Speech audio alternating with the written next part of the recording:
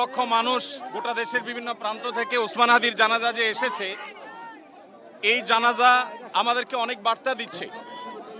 বাংলাদেশ তৃষ্ণার্ত পাখির মতো অপেক্ষা করছে এমন কিছু মানুষের, যে মানুষগুলো এদেশের স্বাধীনতা সার্বভৌমত্বের জন্য, ইনসাফ এবং ন্যায় বিচার প্রতিষ্ঠা করবার জন্য, জনগণের অধিকার আদায় করার জন্য নিজের সর্বোচ্চ শক্তিকে যারা আল্লাহর রাহে কোরবান করবে, এরকম কিছু তরুণের জন্য গোটা দেশে মানুষ অপেক্ষা করছে।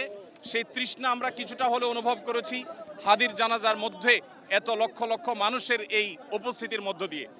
আমরা শুধু একটি কথাই বলতে চাই, আমাদের আরও হাজার হাজার শত শত হাদির প্রয়োজন, আমাদের ঘরে ঘরে হাদির প্রয়োজন।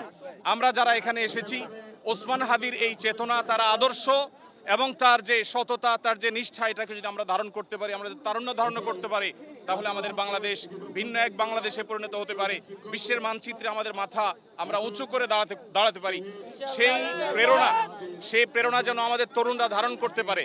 হাদির আদর্শকে যেন আমরা প্রত্যেকে বুকে ধারণ করতে পারি এবং আমাদের প্রিয় স্বদেশকে, এদেশের স্বাধীনতা, সার্বভৌমত্ব, ন্যায় বিচার, এদেশের উন্নতি অগ্রগতির জন্য আমরা সবাই যেন যার যার জায়গা থেকে সর্বোচ্চ শ্রম, মেধা, জীবন যৌবন সব আমরা কোরবান করতে পারি। সেই শিক্ষা যেন আমরা ধারণ করতে পারি, এটাই হলো একমাত্র চাওয়া। আমি দোয়া করি আল্লাহ তাআলা ওসমান হাদিকে শাহাদাতের সর্বোচ্চ মাকাম দান করুন এবং সেই সাথে ওসমান হাদির যে প্রেরণা, তার যে আদর্শ, তার যে চেতনা, সেটা যেন এই দেশে, এদেশের বিভিন্ন প্রান্তে প্রান্তরে যেন যুগ যুগ ধরে, শতাব্দীর পর শতাব্দী ধরে যেন টিকে থাকে, বেঁচে থাকে।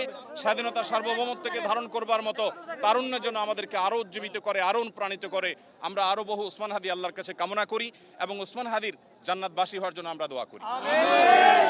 জুলাই বিপ্লবে তার